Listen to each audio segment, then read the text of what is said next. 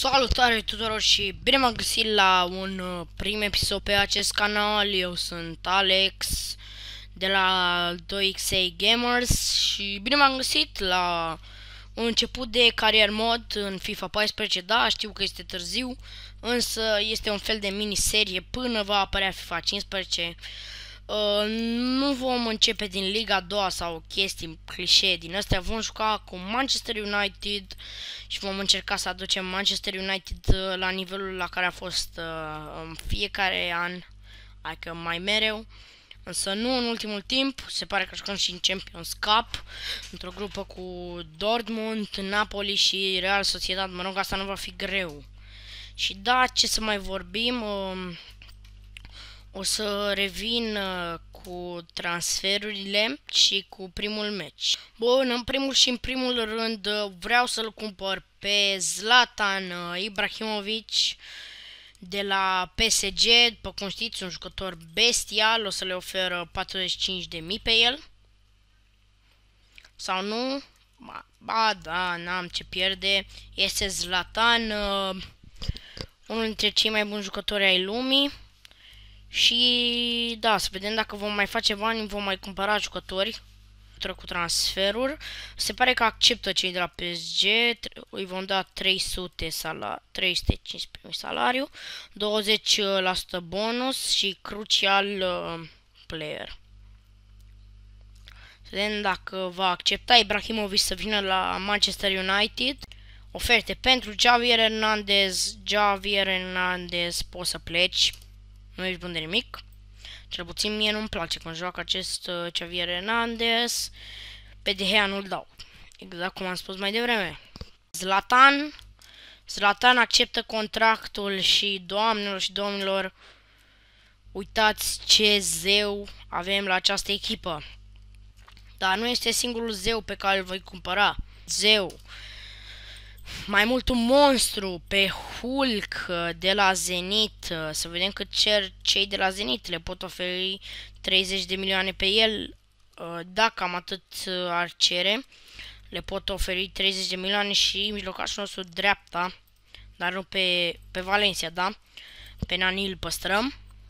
Îl vreau neapărat pe Hulk, un jucător bestial. Și alături de Ibra, cred că ar face ravagii în atac. Să vedem. Pentru Ashley Young avem o ofertă, nu-l dăm pe Young. Foarte bun acolo. Pe partea stângă.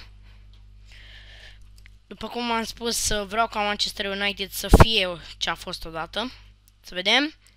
Acceptă cei de la Zenit și să zicem că îi oferim și lui 180.000, 20% și tot așa crucial. Are 0% și 160.000. I-am mărit salariul puțin și am dat și 20%. Acceptă Hulk și da, cam astea sunt transferurile, două transferuri bestii pentru noi, adică Hulk și Zlatan. Ryan Giggs vrea să ne spună că se retrage, însă ne vedem la primul meci nu amical din campionat. Bun, și am revenit, se pare că am avut multe transferuri, vreo două, majoritatea pentru De Gea.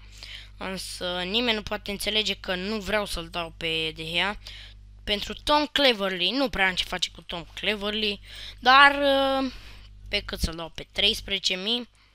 Nu, cer 15.000 pe Tom Cleverley. Ok. Bun, și să înceapă meciul. Se pare că Zlatan este pregătit să mănânce câțiva copaci de la Wigan Athletic. Ok, de ce nu merge butonul? Ah, gata. Se pare că Ibra merge în atac. După o recuperare, Ibra este oprită să de McCarthy. Prima șansă de atac a lui Ibra, însă n-a reușit să centreze. Cum îl vedem pe McCarthy. Haide Ashley Young, Boise, aproape să greșească. Persie ajunge la minge, Van Persie.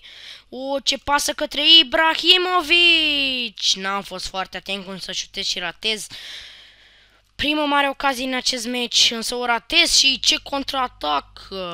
Însă un pic cam tare acea pasă, însă foarte bună către Ashley Young. O trecere frumoasă a lui Young. Se oprește, face un skill move, dar este deposedat de acea namilă de fundaș care scoate și autul până la urmă. Ibrahimovic, direct către Hulk, Hulk, preluare, shoot, gol! Hulk, calmați-vă, bestia a venit la echipă. Se pare că nu este exact cum mă așteptam ca Hulk să facă un asist pentru Ibra, însă se întâmplă fix invers, dar cui pasă, marcăm pentru 1-0 prin Hulk, dar mai sunt destule minute de jucat. Hulk, șutul lui Hulk, da, m-am încurcat puțin aici, nu trebuia să șutez, însă nu-i nimic, tot noi conducem, nu?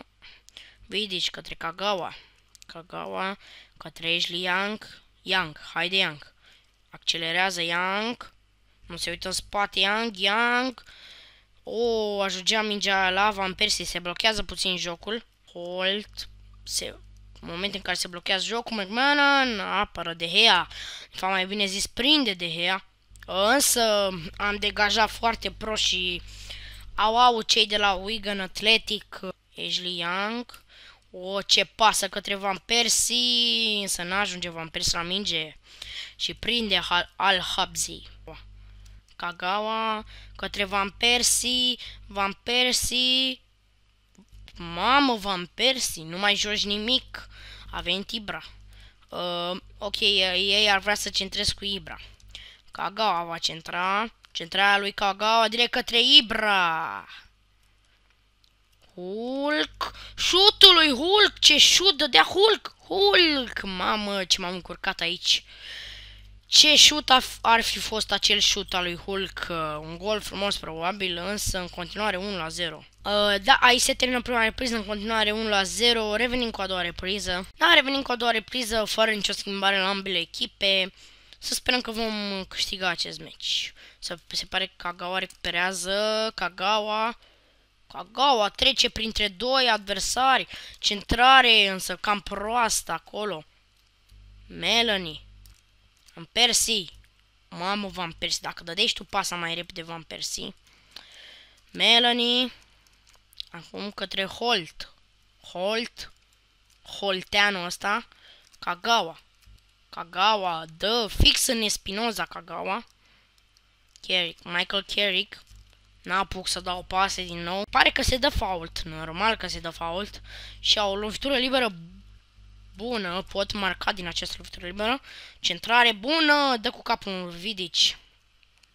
Acolo este Hulk. Hulk poate avansa în flanc. Hulk. Asta face Hulk.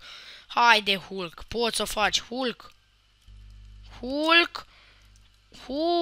Mamă. Îl bagă pe Dico în teren. Crede că poate vorbi așa de vulgar cu mine, îl bagă pe Dico în teren doar așa ca să-mi facă mie în ciudă. Dai cu capul, bine vrea. O carte acum către Dico. Acest Dico va fi omul meciului, presupun. Ivan Ramis, pasă bună către Melanie. Dico acum. Să vedem cum joacă Dico. A trecut prin Patrice Vaca, prin brânză. Acum Vidic către Hulk. Mamă, cum am putut să dau pasa asta? Nu-mi dau seama. Haide, Hulk. Intră Hulk acolo! Fake shot-ul vieții! Numai eu știu ce am încercat să fac aici. S-a dus foarte rău. Nici nu mi-am dat seama pentru un moment piciorul bun al lui Hulk care este. Dar, na, ce-ți faci? Cum dă foarte bine cu capul Vidic, însă nu ajunge până la Van Persie. Rafael, din nou către Hulk către Kagawa. Ashley Young, gol!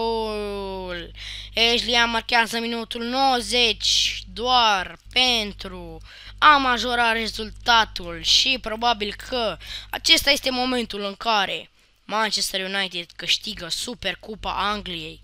Să vedem.